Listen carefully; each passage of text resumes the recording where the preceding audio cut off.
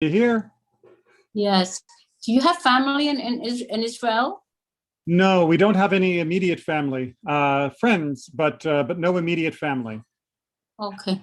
But it's just such a painful situation to be just existing. Hopefully, the ceasefire that they announced today will hold, and they'll be able to pick up the pieces and reestablish some security. Good. I remember last month, I think they went through a 10-piece, remember? Went through what? Remember the 10-piece on the day of the, what was it, pest or something, that they were all running down and some people it was a 10-piece. You remember that? Yes, the stampede, right, and in Maron, yes. Yes. Too many things are happening, too many things. It is a problem. It is, but prayers do wonders. As does action. We, like my sermon from last Shabbat, we praise God and pass the ammunition. Amen. That's true. Absolutely. All right. Looks like we have officially hit our 6 o'clock mark with even a minute to spare. And I want to make sure we get as much time as possible this evening because I do have a 7 o'clock meeting that I have to go to. So we're going to push on, and as other people log in, they'll catch up, and they can always catch up with the YouTube recording. That's the beautiful thing of technology. So good afternoon to everyone. It is nice to see you all, and especially a big thanks to everybody who's got their camera on through Zoom. It is nice to see human beings. It's definitely something that I miss seeing a full face for the last year. We are moving from our last two subjects where we talked about the afterlife and then mourning into something that is more mundane, or at least mundane sounding. How we handle our money affairs, our buying, our selling, our giving. Many people don't even realize that this is a major portion of Jewish law. If you take the sections of Jewish law in the books and you add them up, the pages that cover topics of how people deal in commercial transactions, how people handle personal injury issues and things like that, it comes up to a much larger total than any of the topics that we have discussed so far. Maybe Pesach gets it a pretty close second, but even then, if we add up all the topics of this category, this comes out on top. And that's because their interactions are daily. These are interactions that don't happen just once a year or even for a week of the year. How we handle ourselves is rather constant in this sphere.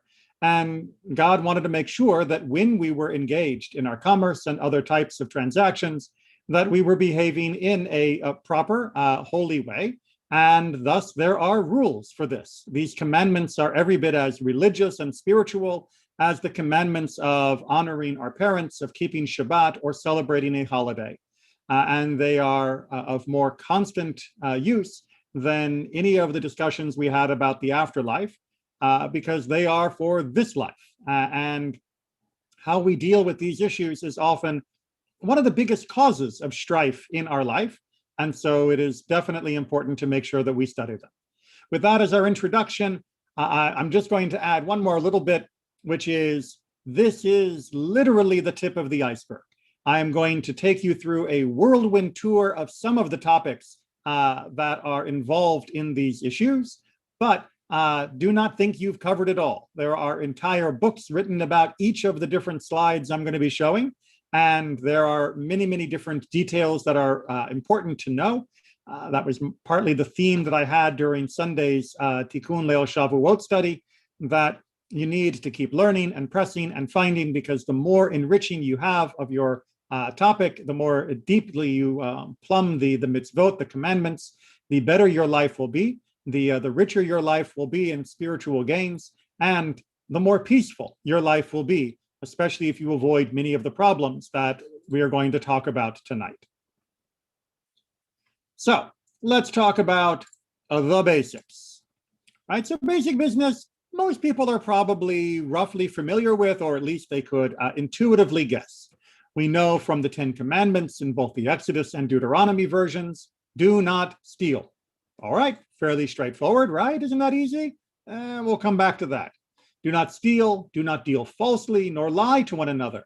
Do not swear by my name falsely, so that you profane the name of your God. I am the Lord. This is talking in terms of the context of sales and purchases. Do not oppress your neighbor, nor rob him. The wages of a hired servant shall not remain with you all night until the morning. The rights of both the employer and the employee are guaranteed by the Torah, just like the rights of the seller and purchaser. And if you sell anything to your neighbor or buy of your neighbor's hand, you shall not wrong one another. So, like I mentioned on my Sunday discussion, this might all seem very simple, maybe even obvious. However, if you are the seller and your neighbor is the buyer, it may be that you do not immediately see eye to eye on what counts as having been wronged in a transaction. If you are the boss and someone else is the employee, or vice versa, you may also disagree. And so there are many, many details of how we implement all of these rules to make them actual living and guiding principles that go into every nook and cranny in detail. We will not be covering them all, like I said. So let's talk about some of the more obvious questions that come up and some of the less obvious things you might not have thought about. So the first is buying. Now we're going to start off with a quote taken from Rambam's Mishnah Torah, one of the clearest summary of many of the Jewish legal principles. And what he says in summary of the many pages of debate is an item is not acquired merely through a verbal agreement. This applies even when witnesses testify that the people have reached an agreement. Very core principle in Judaism that it's not over, it's not sold until you move past only a verbal agreement. What is implied? What do you have to do? Well, a person says, I am selling you this house, or I'm selling you this wine, and a price is fixed. You haggle and settle on terms. The purchaser agrees and says, I have purchased it. The seller says, I have sold it. And they tell witnesses, serve as witnesses that so-and-so has sold so-and-so and so-and-so has purchased. Their words are of no consequence. We'll come back to why they might matter, but in terms of the core basic legal bedrock, nothing has actually happened yet. It is as if they had never spoken to each other at all. The same applies with regard to a person who gives a gift and its recipient, meaning that just talking about it does not count as having done it. You need something more in order to make that transaction happen.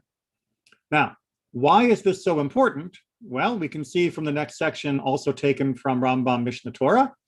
If a purchaser paid for an article and it was destroyed by forces beyond his control before he took it, before he had it in his possession, the purchaser may tell the seller, give me the article I purchased or return my money. Even though there are witnesses who saw that the article was destroyed by forces beyond control, the seller could not save it, and he was not lazy regarding the matter. The seller must return the money, for our sages ordained that a kinyan, an acquisition, a purchase, is finalized through pulling, meaning through the taking of possession. Now, you can imagine the number of arguments that this is going to settle. If I am buying a car from you, and I count out the money to you and I put it in your hand, and before I get the keys and drive off the lot, a meteor flies out of the sky and smashes into the car, well, guess what? That car was still your car. Until I take possession, it's not mine. And that means give me the car, which is now destroyed, so you'd have to give me a replacement of equal value, or give me back my money. Now, you might think that sounds unfair to the seller, but it is also unfair to the buyer were to go the opposite direction. In particular, where this is important is making sure that a person is only responsible for an item that they have actually claimed. Alternatively, if it were to be said, well, you already agreed to it, so tough luck, that would be putting an undue advantage in the hands of the seller. And so the final mark of transfer of property is the transfer of property, some act of motion, of moving, of taking possession. And that is essential in Jewish concept. Now, I mentioned before that what you say doesn't actually matter legally, but that doesn't mean that it doesn't matter socially. So if you go to the court and you say, but we had a verbal agreement, the court is going to say, I'm very sorry, but we cannot enforce the verbal agreement in court. However, whenever a person pays money but does not perform pulling on the produce, like we talked about with the car, I've paid, but I haven't actually taken the keys. Although the purchaser does not acquire the movable property, as we have explained, the person who retracts, whether the purchaser or the seller, is considered not to have conducted himself in a Jewish manner. Even if the purchaser only made a deposit, if either of the parties involved retracts, that party is eligible to receive the title Misha Para. Now, that's a title that is used to describe a person who has reneged. Now, legally, again, they are both within their rights. The money has been given, but the purchase has not been taken. Technically, you can back out, and the court will not force you to carry it on, carry through with the transaction, the purchase. But that's not the way you're supposed to behave. If you have made an agreement, verbal or otherwise, you should stand behind your word. You should be there to say, yes, maybe I've had second thoughts, but since I agreed, I'm going to go through with it no matter what. That is the honest way to conduct business. That is a way that is considerate to the other person involved in the transaction, who may have lost time or even other business by continuing with your deal. When you then back out, it hurts them. Not enough for it to be of legal consequence, but enough for it to be of social consequence. Indeed, it's described, according to the sages, as being in line with ancient mistakes.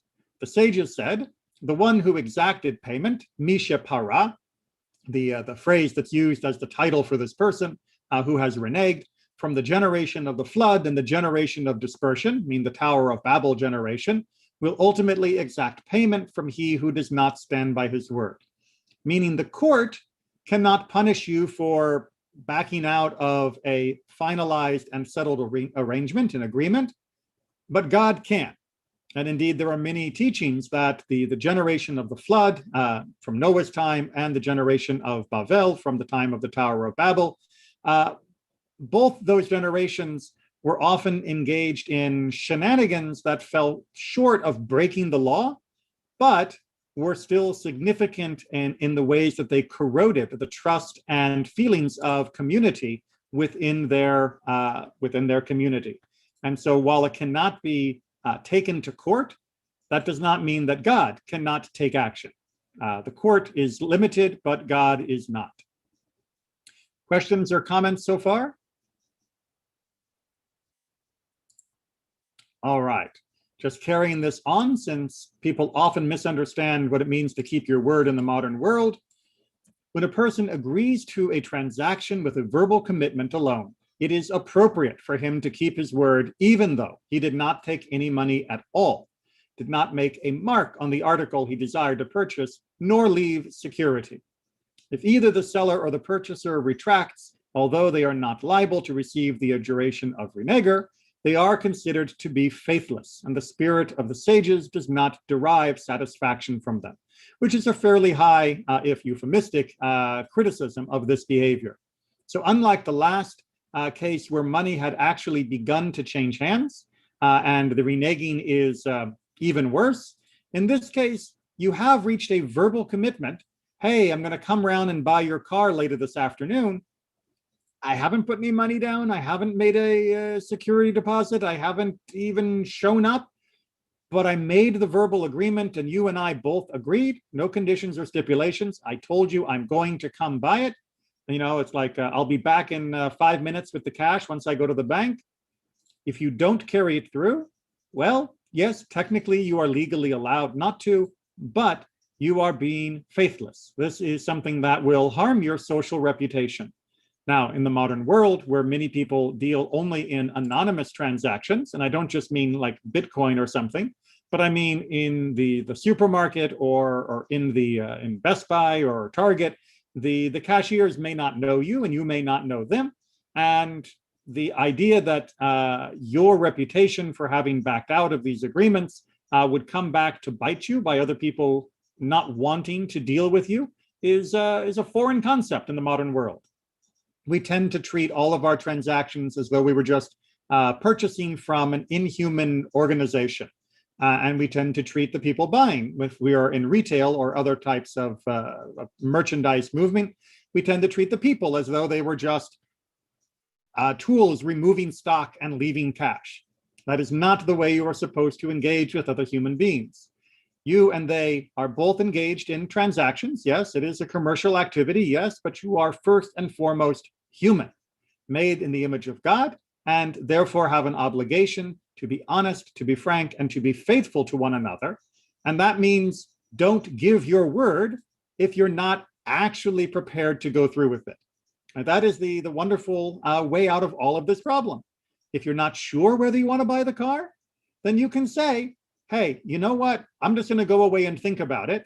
And that way, if another buyer shows up in the meantime, the seller is not going to be missing that opportunity waiting for you to return with the cash. And if you miss the opportunity because he sold it to someone else, that's okay, because you had no agreement.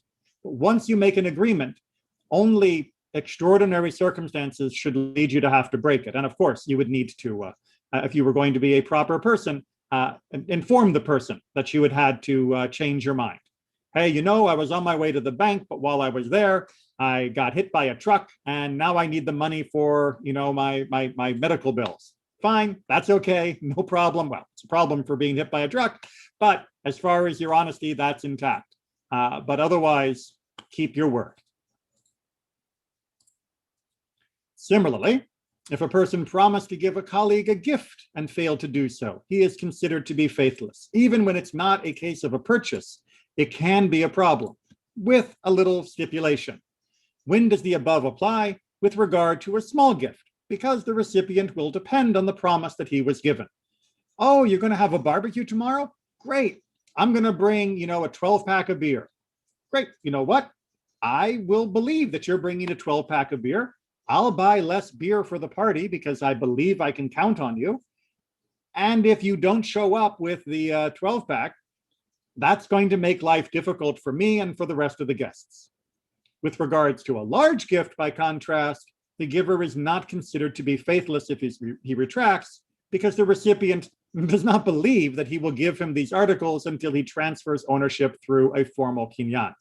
So if someone says, oh yeah, I'm going to come, I'm going to bring a 12-pack of beer, and by the way, I'm also going to give you $50,000 tomorrow.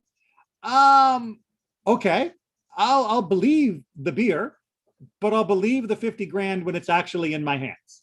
And so if you show up and say, actually, you know, I talked to my spouse and it turns out we don't have 50 grand lying around, I'm not going to be surprised, and I am not going to be devastated. And most importantly, I will not have already gone out and spent the imagined $50,000. And if I have, well, that's on me, not on you, because no one would believe such an enormous promise until it actually had been fulfilled. The distinction is clear? Okay. Once again, don't promise unless you know you can deliver. Now, even if you have gotten to the point where you have negotiated and you have transferred the money and you've transferred the property and everything seems to be going fine, there is still an issue with how things can be priced, with the fairness of the purchase itself.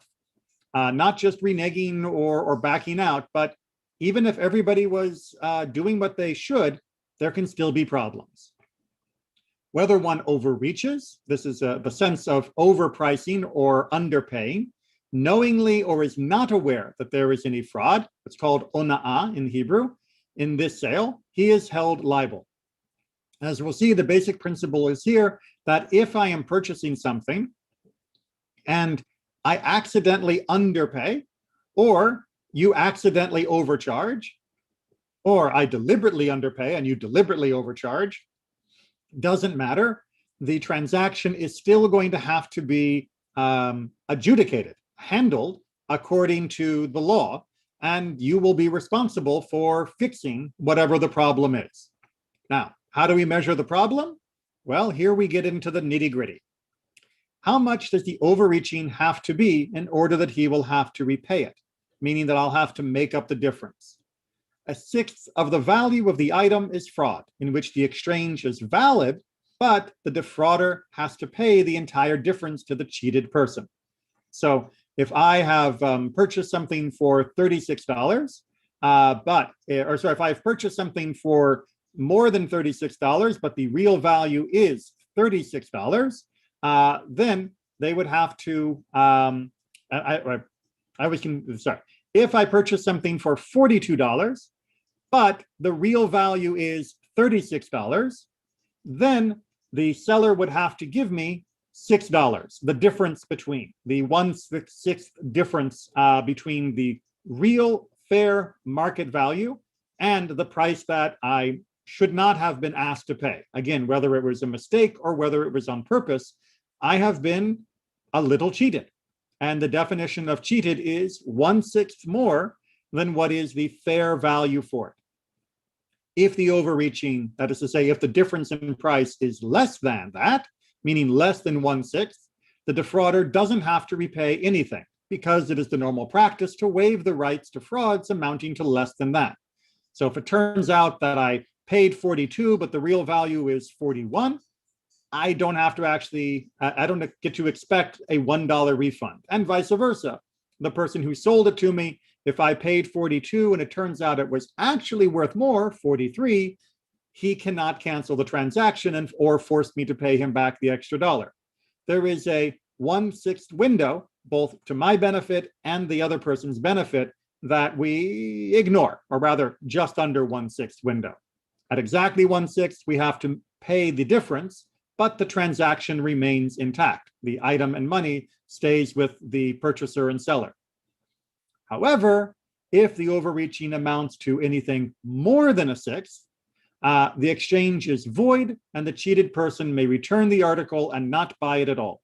The cheater, however, may not retract if the cheated person wishes the exchange to stand. So once again, I purchased something for $42. It turns out it's only worth $35 at fair market value. Then I can go to the person and say, hey, you cheated me. You made me pay $7 more than I should have had to pay for this item. Give me back my money, and here's your item. The transaction, the purchase is considered to be canceled because it went beyond the acceptable margin of error. However, if I, the purchaser, say, actually, I'm okay with it. I'll live with the $7 difference. That's okay. And the person who actually did the cheating, in my example, the seller, would not be able to say, oh, it turns out that it was $7 difference, so why don't you bring it back and I'll give you back the cash. Technically, that's up to me, the injured party, to decide whether I wish to go through with the refund or not. If this sounds like a lot of nitty-gritty or something that may not come up, think about it if you are in a retail position, or if you're selling something on eBay, Craigslist, or whatever, of being absolutely sure that what you are selling or buying is at fair market value. That is the way that we reinforce the notion that we need to treat each other fairly. That in our buying and selling, it is not about, hey, I can take advantage of the other guy, but instead it's, look, the other guy is another human being. And yes, there's margin of error, and we're going to sort of ignore a little bit. But if it turns out that he accidentally sold something that was much more valuable for far too little, I have an obligation to tell him, and vice versa. If I end up paying much more than I should, he is obligated to fix that.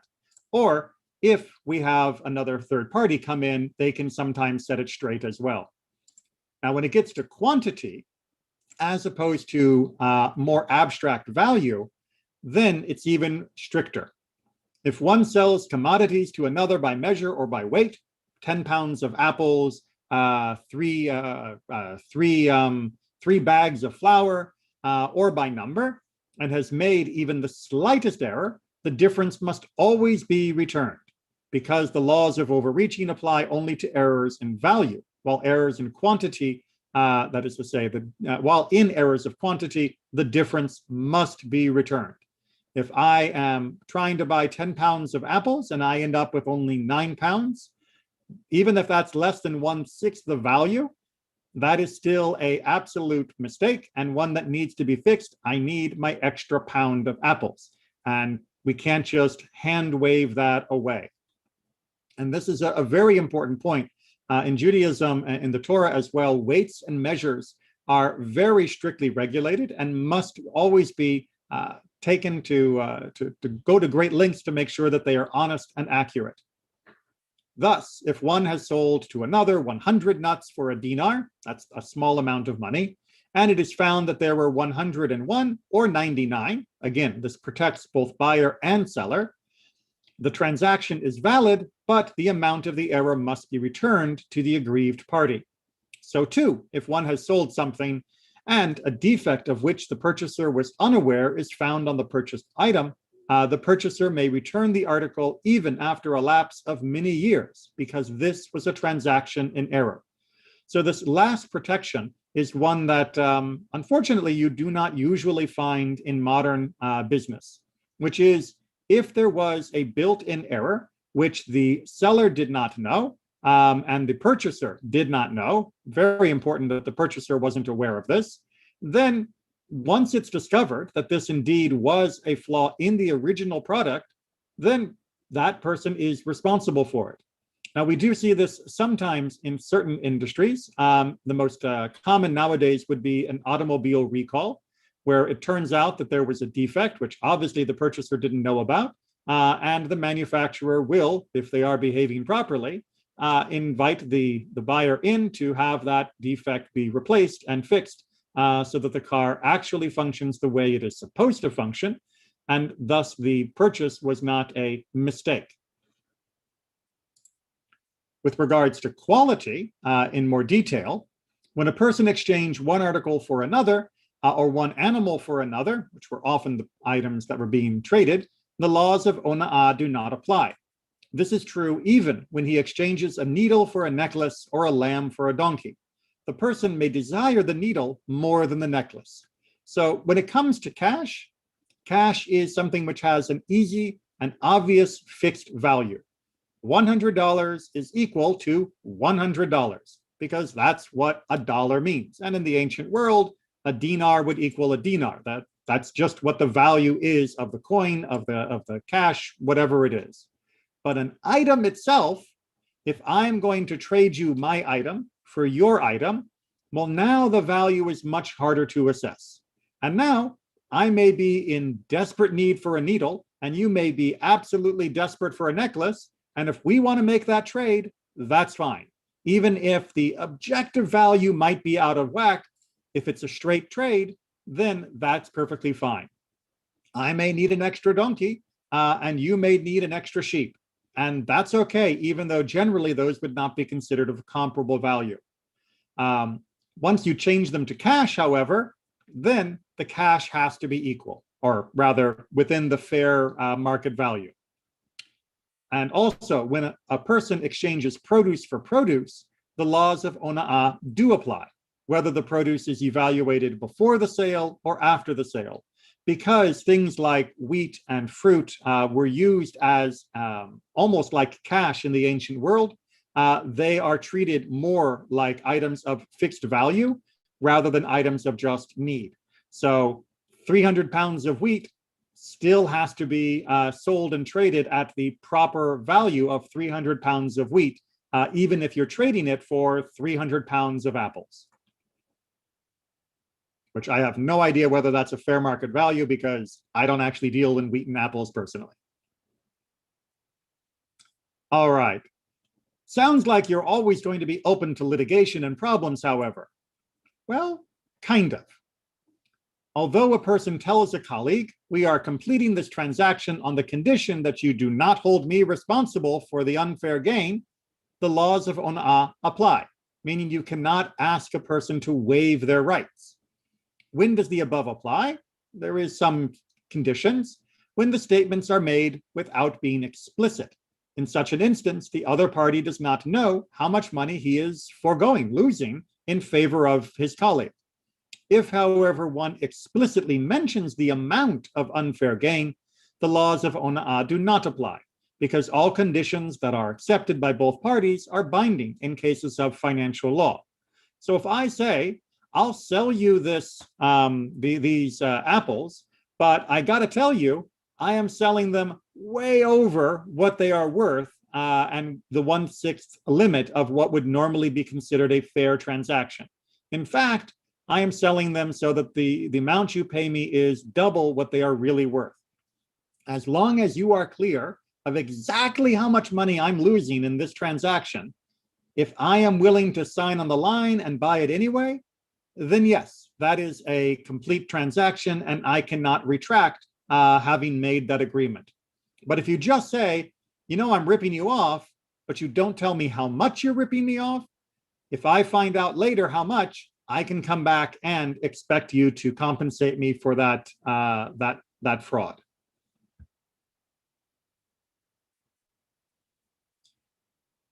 And indeed, the best way to avoid much of this is to actually try to regulate it in the first place. Indeed, the court, this is the Jewish court, is obligated to regulate prices and appoint officers of the law so that people at large will not be able to reap whatever profit they desire. I know it sounds very anti-capitalistic, but Judaism is not inherently on the side of capitalism or socialism or communism. It is on the side of fairness within the community and peace among the people involved. And they wanted to make sure that they could ensure that, even if it meant that profits were not as high as you might like.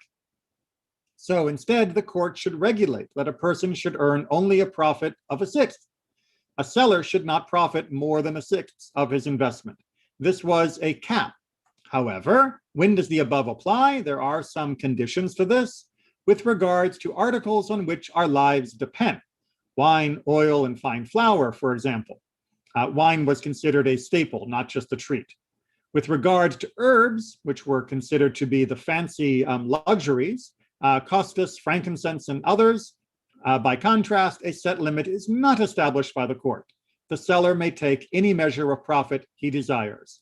So if you are selling flour or bread or things like that, or if you are selling water, then yes, you can only profit up to 1/6.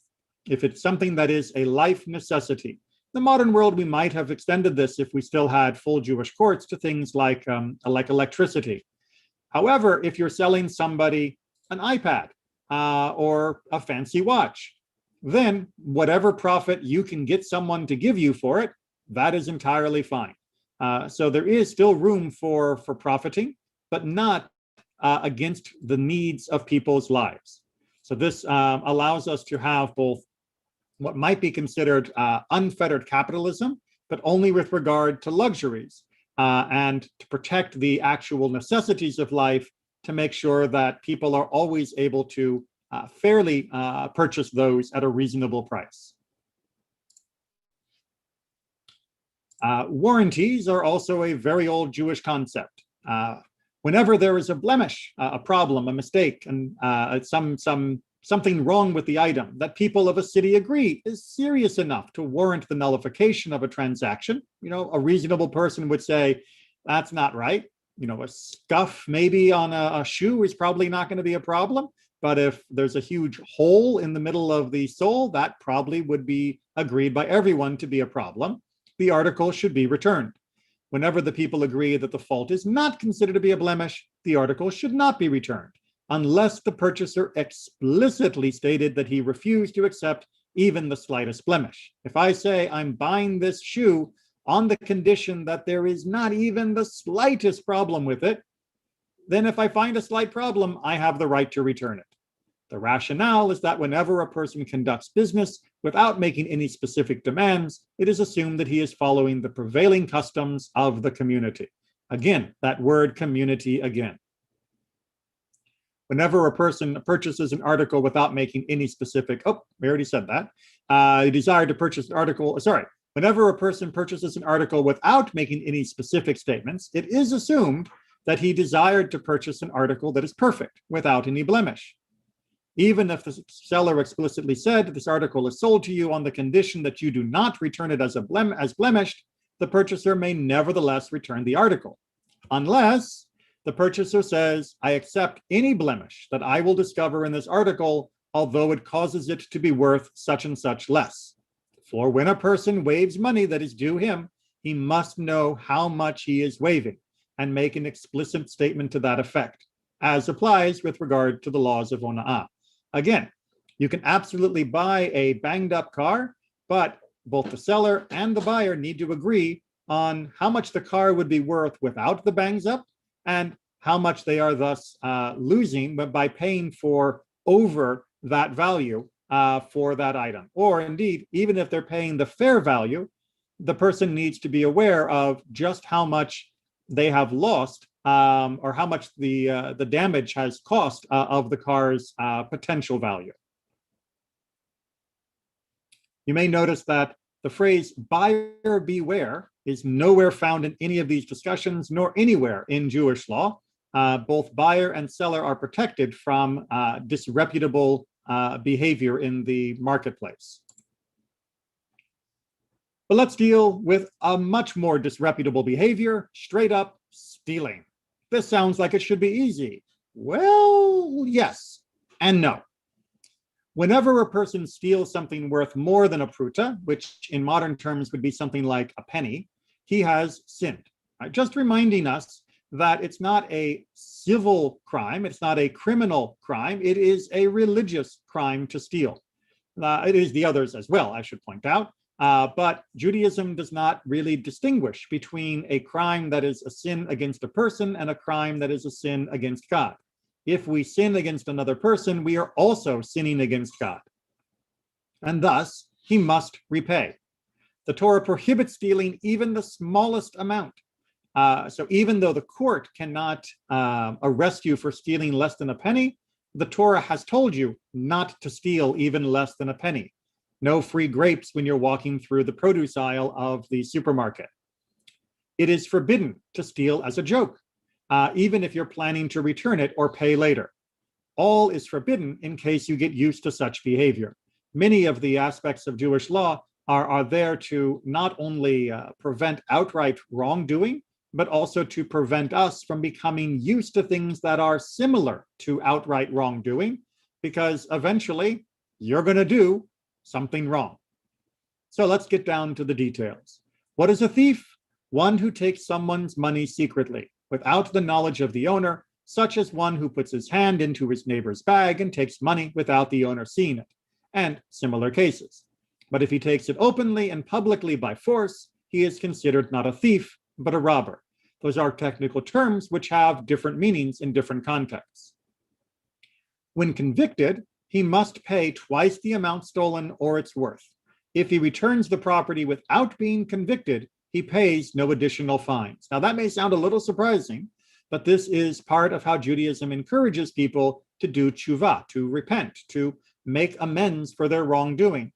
If you took $100 out of your friend's wallet or bag at work, and then you realize that that was totally wrong, and you go back and you return it, you're fine.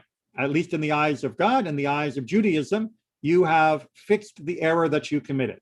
On the other hand, if you are caught, you are not just giving back $100, you are now giving back $200 as a penalty for your crime. Now, theft is a very serious issue in Jewish law. Indeed, it's considered compared to like killing. How do we work that out?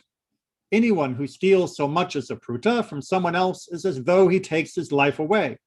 As it is said, this time from Proverbs, so are the ways of everyone that is greedy of gain, and that thus they take away the life of the owners.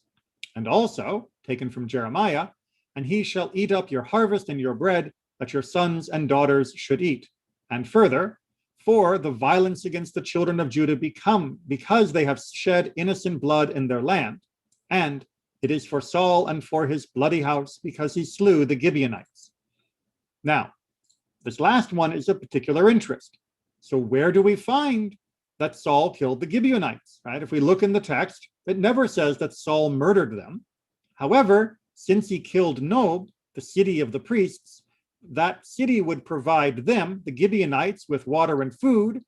Thus, scripture regarded him as though he had personally killed them.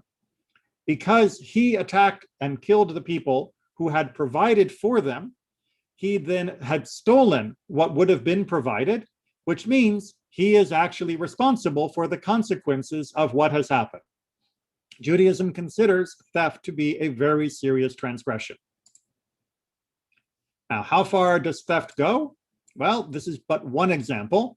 Stonecutters, people who chisel, are not subject to the laws of robbery if they keep the chips. All right, you know what? You're hacking away on the stone and some of the little flakes come off.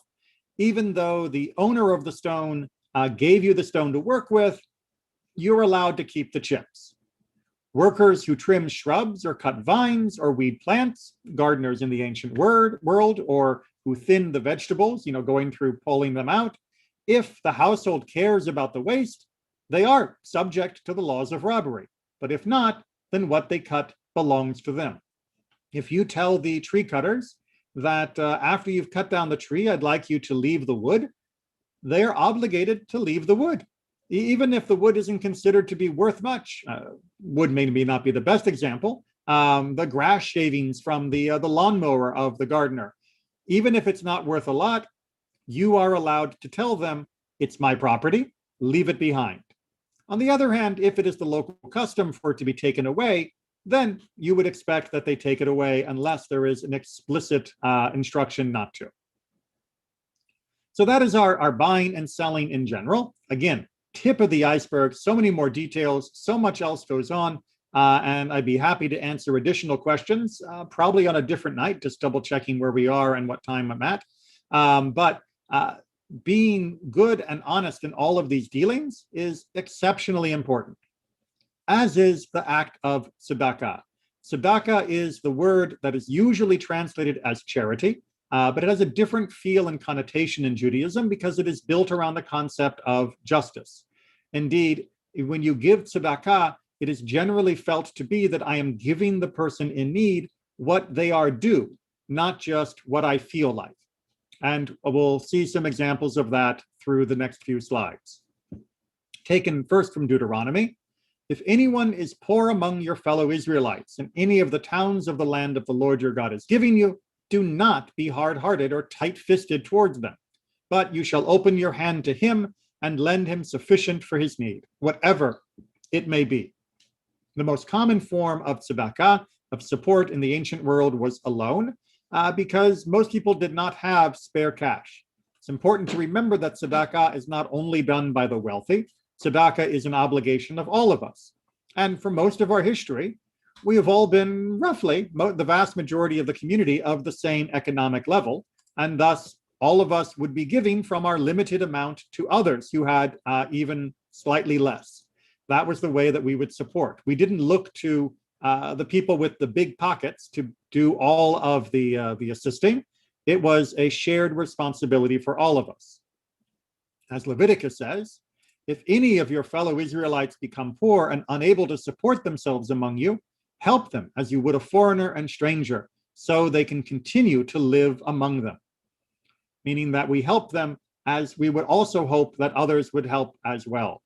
Said Rav Ila, this time from the Talmud, in Usha, sages ordained that he who wants to distribute his possessions may not do so more than with a fifth of them.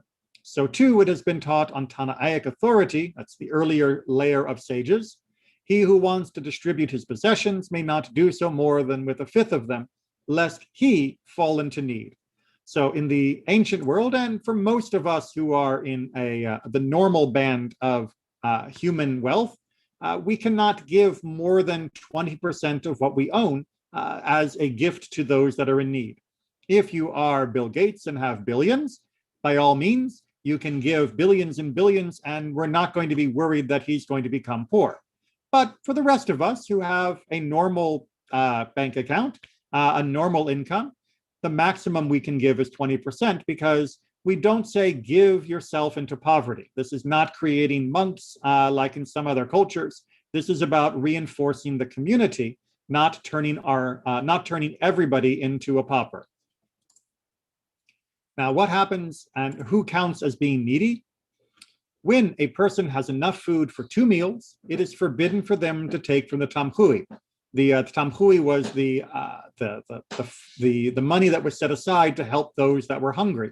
and that was like the most emergency the most emergency available funds. And if you have enough for 2 meals, which is in the ancient world equivalent to 1 day's worth of eating, if you've got enough for 2 meals, then you cannot take from the absolute emergency fund. If you have enough for 14 meals, which would be a week's worth of food, then you should not take from the kupa, which was the middle emergency fund. And if he has 200 zuz, which was a larger amount of money, indeed, it was the average marriage settlement for many cases, even if he does not invest or do business with them, or 50 zuz that he does invest, because that would expect to be more productive, he should not take the sicha, peah, or tithe for the poor, meaning that the corners of the field, the forgotten sheaves that were dropped, and the tithe that is set aside for the poor is off limits if you have at least a decent nest egg that you are sitting on. Even if you don't have a job, or even if you don't have obvious sources of additional income or land that might provide for you, in the meantime, you are supposed to live off what you have if it is this sufficient. And this was the way of trying to prioritize that those who were most in need would be able to get the most benefit from what was being given and distributed, but that it would also not turn anyone away who did have need. Now, this is if he has money in hand, but if he owes a debt or is under lien to his wife for her ketubah for the divorce settlement, he is permitted to take, meaning if the money that you have doesn't actually belong to you, but belongs to someone else, if you are in debt, then even if you have the 200 zuz, that isn't exactly your liquid assets, you are absolutely allowed to take from the different poverty support systems that are discussed. Now, one of the questions that often comes up in the modern world is there such a thing as the deserving poor and the undeserving poor? Now, this is not a new topic, although the language in the modern world is often a bit more offensive than I would like, and Judaism does have certain guidelines. You may find them a little different than the guidelines of modern political discussions. When a person is in need, but owns a courtyard and household utensils, so they have a house and they've got, all of the stuff in their house, even silver and golden utensils. They've got a beautiful golden bowl and some nice silverware. We do not obligate him to sell his house and his personal possessions. We don't tell the person who owns a house, sell your house before you're allowed to get help. Instead, he is permitted to accept charity, tzedakah, and it is a mitzvah to give him. Even though he has some assets, we don't force him to liquidate all of his assets before he can be helped. When does the above apply? With regard to eating utensils, drinking utensils, clothing, bedding, and the like. If, however, he owns a golden comb or a pestle and the like, things that are not considered to be essential for living, he should sell them and buy less valuable ones. When does the above apply? Before he has descended to the level where he takes tzedakah from people at large, meaning a begging on the street. Once he collects charity from the community, we obligate him to sell his utensils and purchase lesser ones and then accept charity. So the idea would be that if you need some help, we're not going to reduce you down to zero before we give you help. On the other hand, if you have reached a point where you feel that you are in need of help from passerbys on the street rather than from more communal forms of assistance, then yes, because other people might be in more desperate circumstances than you, then yes, before we're going to help you off on the street, once you've reached that level, then we would expect that you have sold your silver cup before you go begging from door to door. So this is a complicated form, and there's much more to be said about all of this in the law codes.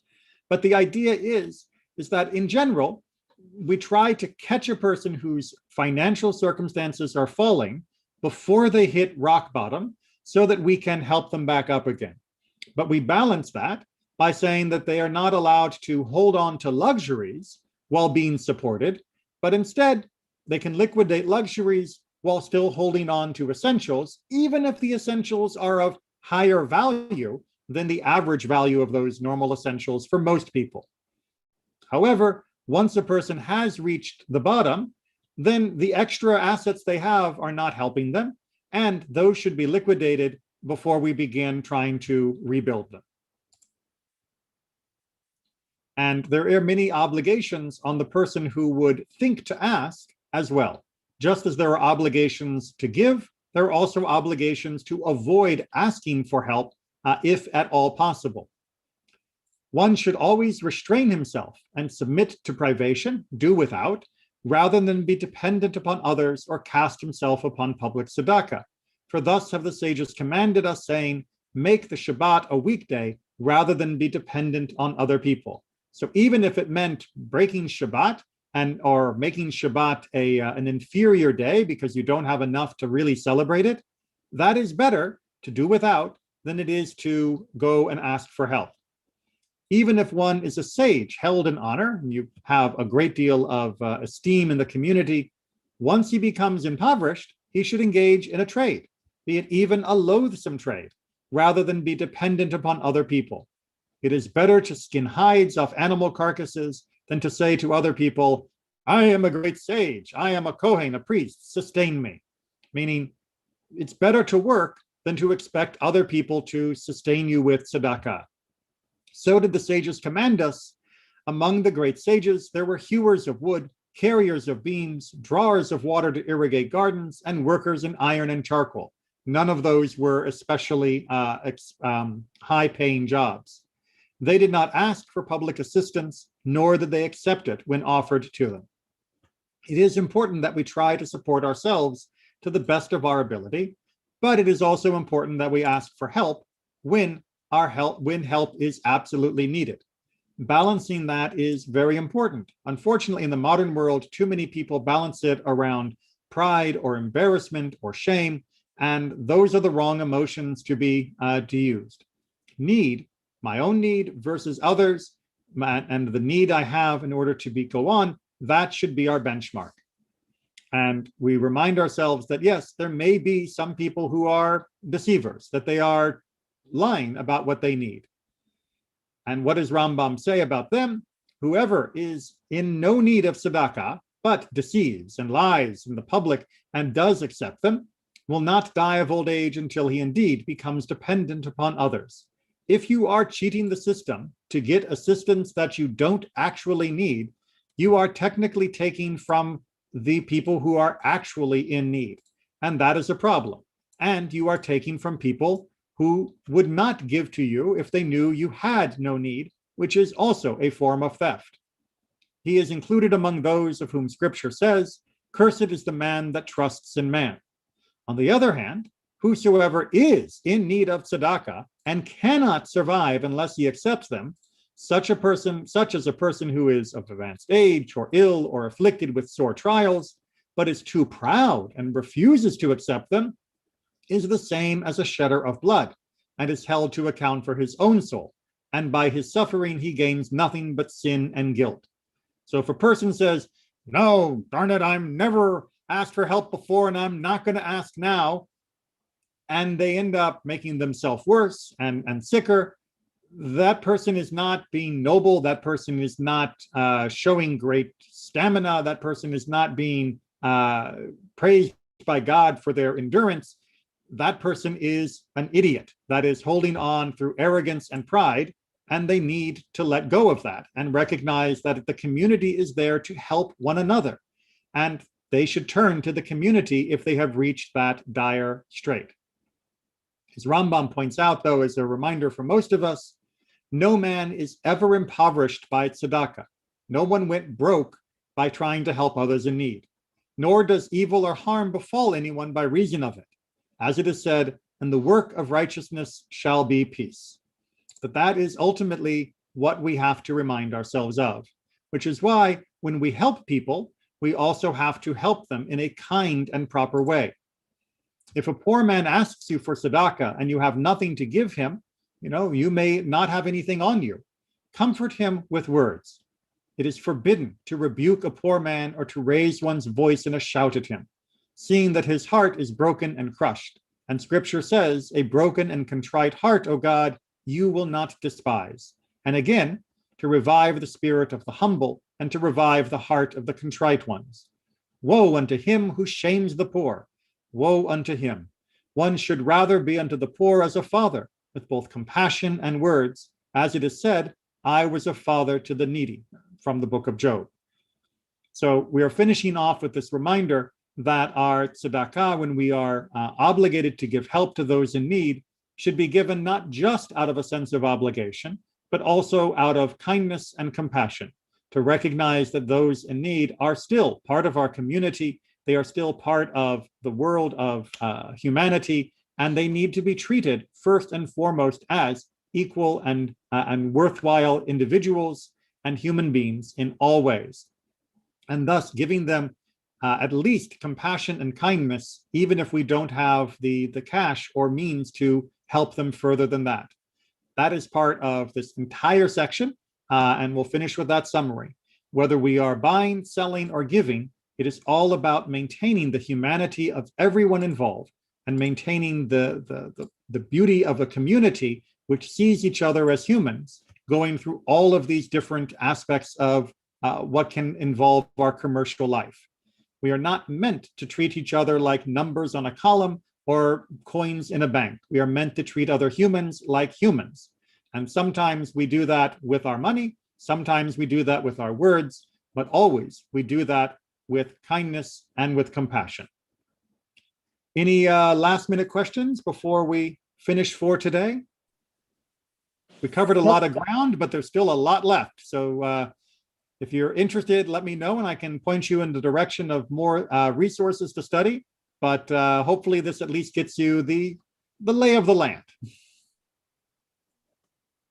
All right, everyone, take care and I will see you next week. Thank you. Thank you. Thank you, Rabbi. You're welcome, everyone.